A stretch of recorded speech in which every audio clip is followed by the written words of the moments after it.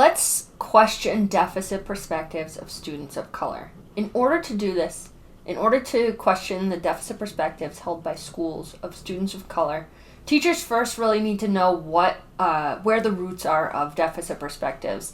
These stem from white dominant education systems which privilege the knowledge, language practices, and cultures of mainstream people.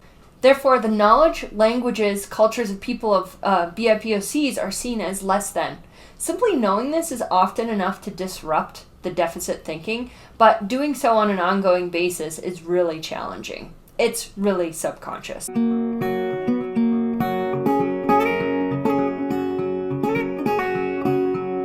Hi, I'm Erin Silcox from TraumaInformedTeachers.com with practical tools for conscientious educators just like you. So deficit perspectives devalue the knowledge, languages, and cultures of BIPOCs, or non-mainstream students. Teachers should take deficit perspectives head on and disrupt the notion that mainstream centrism is normal. Keep watching to learn why and how to dismantle deficit perspectives. First, what are deficit perspectives? Well, as I said, deficit perspectives and deficit discourses are the deeply held beliefs by education that people who are unlike the mainstream-centric standard of excellence are less than other people. That means that their language practices are less valuable than, less sophisticated than, or just simply less than, and cultures and ways of being and what they value are less than the mainstream cultures, languages, and value systems. So where do these come from? Well, I recently listened to the podcast Nice White Parents, and this shed a lot of light on how deficit perspectives act out in schools.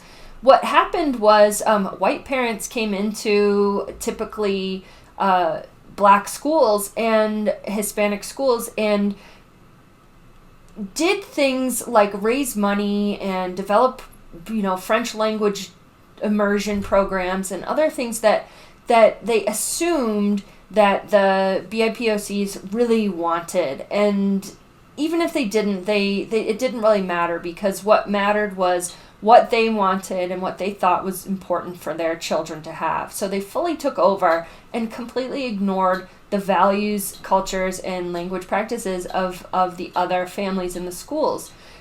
So these perspectives, that's just an example of how they're deeply rooted in white mainstream control over education.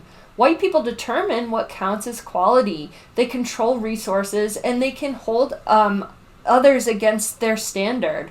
Our textbooks show a particular standard of what counts. Our curricula and our pedagogies reinforce a particular mainstream-centric standard way of knowing and learning and being in the world, and also of interacting with other people. So the people who control what counts in schools, white people, set the standard.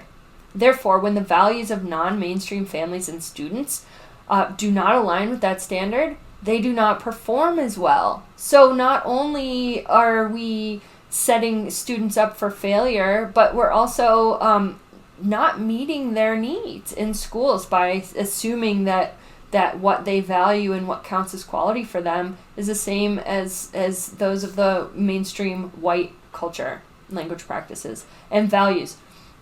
So how do they manifest in our schools every day? Well, if you've ever entered, or if you've ever vented or witnessed the venting of other teachers or administrators or other practitioners, if you've ever seen them vent about underachieving students and placing the blame on the students and their families, saying things like, the students are, the students aren't trying hard enough and their families don't value education, we're focusing on their deficits, but those deficits are only deficit when we compare it to our personal white mainstream-centric expectations of what counts. And it blinds us to what some scholars are calling their brilliance, which just might look different from our standard of excellence.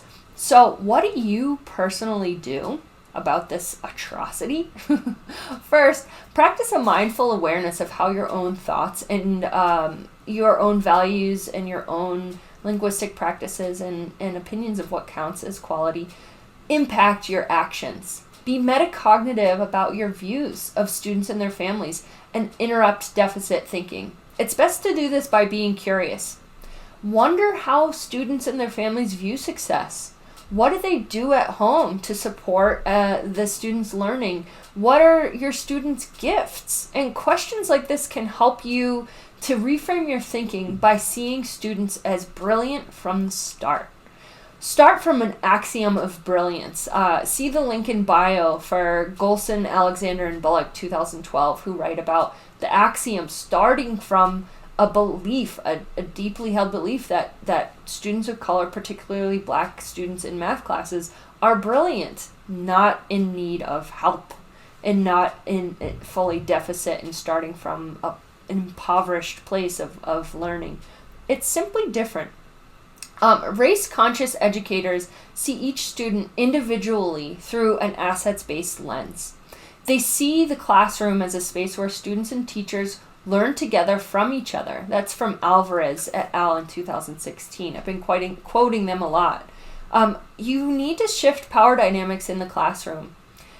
We need to recognize students' funds of knowledge and cultural capital, as opposed to expecting them to fit into the narrowly defined standard of what counts as proficient in schools.